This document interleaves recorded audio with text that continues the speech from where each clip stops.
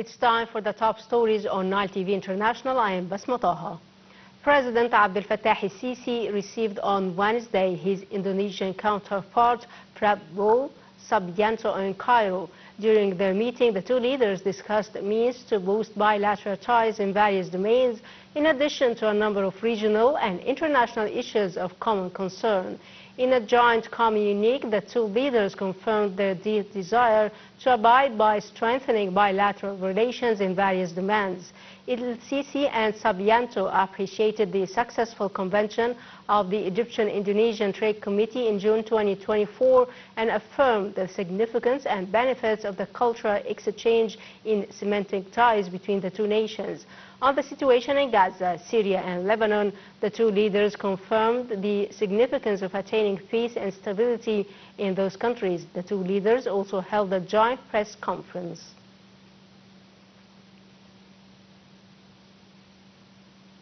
Prime Minister Dr. Mustafa Madbouli presided over the weekly cabinet meeting in the new administrative capital. The meeting tackled a number of political, economic and social files, as well as means to implement directives of President el-Sisi according to a set timetable. Topping the topics were the Prime Minister's inauguration of Abido Swan plan for solar energy in Aswan Governorate. The cabinet also reviewed President el-Sisi's directives for the government to control markets and supply citizens with sufficient commodities, in addition to intensifying efforts to decrease inflation, as well as spending more funds on health, education and social protection sectors.